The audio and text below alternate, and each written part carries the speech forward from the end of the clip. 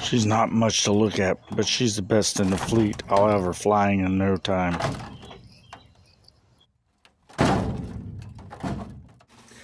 Friday, December 27th, 2024. This is the podcast Perennial Falcon, and I am your navigator. Again, who I am is not as important as the subjects, but we're going to give you a little bit of something extra today. Perennial Falcon is a podcast created to give people insight on plants and creation, to see how an ecosystem forms one step at a time. If you are starting with this podcast, you need to go back to the beginning and watch everything from the beginning. It's a rainy day. I'm in the outside studio. So you might hear rain, you might hear quails, you may even hear noises from a urban environment. And if you hear that, I apologize. It's just one of those days. As a navigator, I believe you deserve to know a little bit more about why I'm qualified, maybe not certified, but qualified to bring you content. As a young man, I spent a lot of years in a lot of different outdoor industries. Most of them take from the earth and don't give much back. And every time I did this, it made me sad.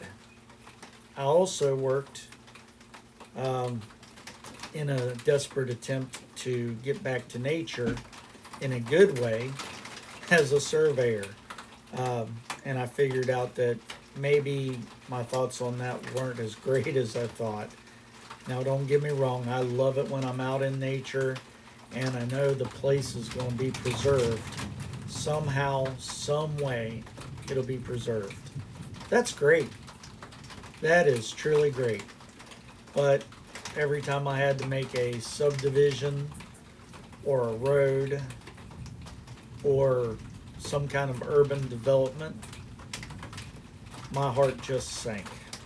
It sank. Now, I'm going to tell you that I have a unique perspective. And because of that, I'm going to be more grounded than a lot of other people that don't think about the true cost of things, or the true value of things for that matter, when it comes to nature. I don't see a problem with us using resources and obtaining them, but there has to be balance. The methods we use need to be less invasive. Urban planning needs to incorporate as many plants as it does people. It needs to preserve topsoil, prevent erosion, and develop with the mindset that we want to live alongside of nature. And we're not doing that, especially here in the United States. So I am trying to bring to this podcast not only information about plants and why they are important at all levels, but also how they come to be, what is in the ground that we need for plants, and how they can reverse the damage that we have done to our own environment. We live here, people. We're polluting our air, we pollute our water, we pollute the soil, we destroy natural habitats, and then expect the animals to go somewhere else. This is not logical, it's not practical, it's not sustainable. We need to be living with nature, and I'm not saying put animals in zoos. Anybody that thinks that's what I think is wrong. We are not going to put animals in zoos. We need to release them into nature. And we need to keep habitats native. When we bring creatures from other continents to our continent, or they take creatures from our continent and put in theirs, the results are usually catastrophic. Plants brought to different ecosystems take over, other plants die out, we're losing species rapidly. Think of the earth like a hard drive. You keep writing over it and you're losing something. There is something being lost. And yeah, you can recover it, but it's going to take a lot of work, and it's going to be a shadow of what it was prior to our existence and our intervention. So, I want to talk first to people with a corporate mindset. I have no problem whatsoever with corporations making money. And I want people to have jobs and to be able to afford to live. But we need to find methods that work with nature, that are profitable, sustainable. Okay, you want to move the earth, you got to plant something where you've moved the earth. You want to extract minerals, stop using machines, use plants. You can score the earth and then terraform it and put native plants back in that will extract the minerals that you need. Yes, you're reshaping the earth and you may cause a little bit of erosion if you're not careful. So you need to take that into mind. But I thought your idea was to make profit. You can't make a profit whenever you're creating super funds and places that are not usable. You can't make a profit when you're pissing off people across the nation and other parts of the world for the ecosystems that you destroy. Everything can be achieved by working with nature. And the only people that don't understand that are people that aren't taking the time to understand that. The eco warriors out there, I want to talk to you next. One, when you go destroying things, you're creating trash. You're creating waste. You're not answering any problems. If you're an eco warrior, you're a real eco person, you need to be going into the corporate world and saying, okay, you want to make money? I want to save the earth. But if you hire me, I'll help you save the earth while you make money. We're doing this all wrong. We're not working together. People have to work together. We need to come up with solutions that combine the preservation of nature and the corporate mindset. We need to balance greed with benefit. You can't go terraforming everything and putting up houses. The water has nowhere to go. You create floods, you create disasters. You may even affect the amount of rain that an area gets. There's only so much of this we can do. And I'm going to throw in a little weird thing in here that I think, and maybe it has no merit, but you know, people like Elon Musk, Branson from Virgin, and oh shoot, don't be offended, Mr. Bezos. I almost forgot your name, but you know, Amazon. All your companies that you've built and then you want to go into space. All the countries in the world have been removing material from the earth and putting it in space. Now, I'm not one to undercut your achievement, but I'm wondering, over time, what is this going to do? And I have a theory. And maybe it's off base, but somebody needs to study it to see if I'm wrong. Imagine you take your car to a garage because it's shaking so bad that things are falling off of it. And then they tell you that your tire is out of balance. all that destruction, all that disturbance, all that irritation was caused because your tire is out of balance. Now think of the earth like a tire. You remove material, and you remove material, and you remove material. But you're not really bringing the same amount of material back. And there isn't anybody out there that can tell me that a bunch of scientists have thought about keeping the world in balance. Have we changed the rotation of the earth? Have we disturbed the balance? And are we seeing natural disasters not because of our impacts on the earth from a environmental standpoint or a global warming standpoint? Have we changed our path and our trajectory and the balance of the earth? How much weight can we lose from the earth in mass over time before we have changed the path and we can't get it back? So I'm proposing that brilliant space people figure out a way to put something out in space to build ships, to build transportation. Fine, I have no problem if you want to have transportation, but whatever leaves the earth needs to come back to the earth in the same volume.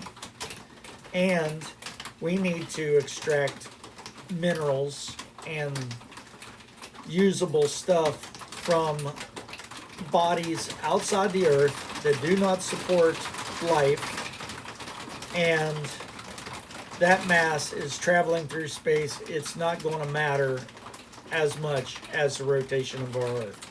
So maybe we need to think about preserving the rotation of our earth because everything on it is in a delicate balance. Okay, enough for random theories and off-topic constructive criticism.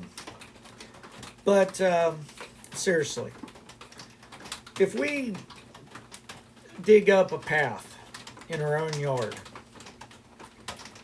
we should immediately invoke plant growth in another place. If possible, if it was native plants, we need to relocate them. We need to preserve that. And that's what Perennial Falcon is about.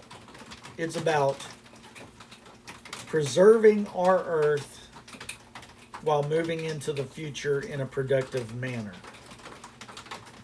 We can do both, and everybody needs to do it. If you're in a city and you have a balcony, plant some soil in a pot and feed that soil with some scraps from your garden occasionally. Compost, compost, compost as much as humanly possible. Stop putting compostable materials in the trash. Build soil. Grow plants. If you don't have much room and your landlord, or you as the landlord, or you as the building manager, or you as the corporation or the REIT that owns the building, propose that there be structures attached to your buildings that allow plants to grow. Perhaps finding plants to produce flowers that are non-invasive, that won't go making homes in your concrete and steel.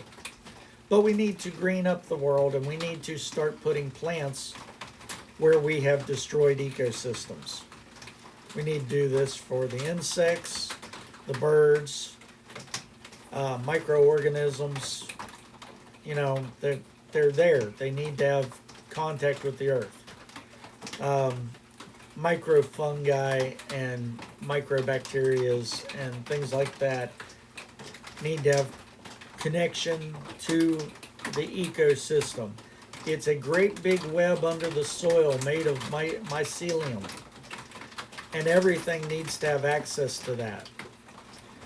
Now, We can connect to the earth with plants from high above, but they are not going to connect to the earth through the mycelium. So you're going to have to bring mycelium to them. You're going to have to bring microbacteria, microorganisms to those areas and start mini ecosystems. If you want things to thrive, everything that's in the earth has to also be inside your plant's ecosystem that you grow. If you have house plants, kudos to you. That's great. Have somewhere outside that you can create an ecosystem. Maybe it grows weeds, maybe it grows whatever just lands in the pot. It's no harm, no foul. Let some native plants in. And then, once you've developed and cultivated that soil, if you want to replant those plants and use that soil, even better. Bring that healthy soil into your home environment and bring it into your home plants. Yeah, be careful. They're not exposed to that often, and you need to introduce it slowly. But we need to build, not destroy. We need to find plants that can, we need to find microorganisms, fungi, and plants that can live in horrible conditions and start repairing Superfund sites everywhere we can. The plants will remove the toxins. You can harvest the plants, maybe get some precious metals, get some things that you need from it, and you can then figure out a way to dispose of these in a way that's not going to destroy our environment. We need to stop creating things that can't be destroyed or won't break down by nature. And we need to start building things that are not going to last, but are going to return to nature. And we need to address microplastics and things of that nature. I would even suggest that, if we got forever chemicals that we can collect up in plants, do a study. Gather the microplastics, the pharmaceuticals, the heavy metals, the toxins, and what you can't use, return to a sample of soil in compost, and then regrow the plants that will extract those things from it, and take that to space. Do a study. Terraform someplace with the stuff that we don't want. Somewhere that's dead. Put some life in it. See if that works. And then return some minerals to the soil on the earth. We need to repair the earth. We've taken good things out and put them in space. We need to return those things to the earth. Find a source that's not radioactive and not detrimental and doesn't have any organisms, and study it real well somewhere up there before returning to the earth.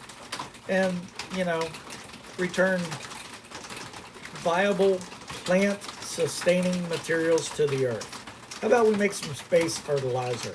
Wouldn't that be a great concept? This is the end of 2024. We have imagined for many, many years what 2024 might have been like. And if those people could look back at us or see us now, look into the future and see us now, they would be disappointed with what we've done, with what we've had. The reason we are poor in nations, and the reason why people are hungry in nations, is because we are not utilizing plants. And municipalities, your towns, your cities, your counties, your states, your local governments in any place in the world, then your larger governments around the world. It is your responsibility to put free, accessible vegetation into your ecosystems, to put food, to have wonderful things like the rain that's falling from the sky to be clean. This is loud. It's loud where I'm at right now. And I'm kind of raising my voice so you can hear it. But this is what we've done to our world. We have covered it in metal and asphalt and concrete and fiberglass and all these horrible, non-sustainable things. And, you know, it wouldn't surprise me if the earth got out of balance and shook us off like fleas. Because right now we're a scourge on our own planet. We're not doing the things that we should be doing as maintainers or shepherds or gardeners or stewards of the earth. We're failing. Everybody wants one crop, one crop, one crop. We need to mix plants. We need to make sure that what one plant takes from the earth, another plant returns it to the earth. We need to build. And as the rain falls from the sky and 2024 is washed away and the new year comes, I hope that people will join me in 2025 figuring out a way to put back to the earth what we remove. It's a simple task. If we take it out, we need to replace it. We need to do it naturally, sustainably, and we need to have smart people working in corporations, large corporations, the ones that extract oil, the ones that extract minerals, the ones that extract these rare earth elements. All of you have a job as a steward of the earth to return what you remove. Now, oil can't be poured back onto the earth, but we can recycle it, we can reuse it, we can refine it, we can use plant material to make it better, and we can use plant material to restore the earth that was scored where these things were extracted. And instead of putting grass that's not native, let's put some native plants down. Let's get some laws in place that say, if you have mineral rights and you're extracting minerals, that you put the minerals back into the ground. And the same laws that apply to mining should also apply to agriculture. We need to make a resolution for 2025, a simple resolution for us to navigate the earth as if we want to live here tomorrow, to rebuild what we take from the earth, to restore what we take from the earth, and to balance out greed with sustainability. Dial back the greed if it's destructive, and use that same drive to put some R&D into how to extract minerals from the earth by cutting plants and letting them regrow. We can do this on small scale, we can do this on large scale, and we can repair the things that we've damaged. These old wells that aren't being maintained. Let's figure out a way to fix those wellheads and use the products coming from these wells that have been long forgotten to build soil. Extract the carbon monoxide and start plants in a controlled environment. Produce oxygen, release it to the earth. and then take the plants and use them to restore, reclaim the earth. It's not a hard concept, and it can be a profitable one. And that's my balanced opinion on this. It can be profitable to restore plants to the earth by doing it in a way that you know you can extract the minerals that you can't do the extraction with heavy machinery. The refinement processes are insane and costly. Let the plants do it and then recover the material from composted or incinerated materials. Do it in a sustainable way that does not damage the environment. Release the water from the plants back into the earth, the oxygen back into the earth, the hydrogen, the nitrogen, and do it in sustainable ways that do not damage the earth. Extract the copper. Then the byproducts, the acids, find a way to balance those out with microorganisms that will eat the acids and balance the pH in the water. Turn Superfund sites that have this wonderful name, they're destroyed. Right now, they're unusable, damaged, toxic. How about we turn them into real Superfunds? Figure out a way to extract the minerals, use natural powered processes to release the hydrogen and the oxygen back into the earth. And at the same time, balance the pH, stop the erosion, stop the runoff, and use plants to clean up these areas.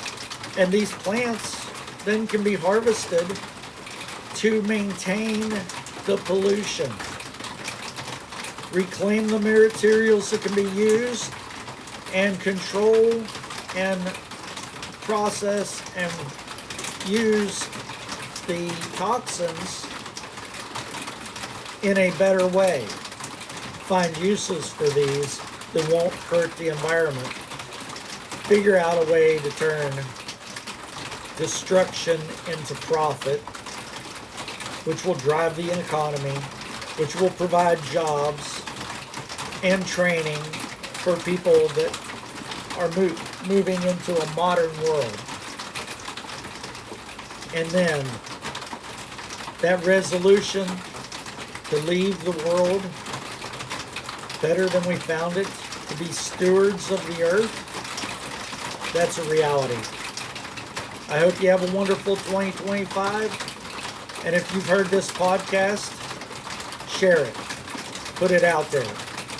We need more people to think like this. Thank you.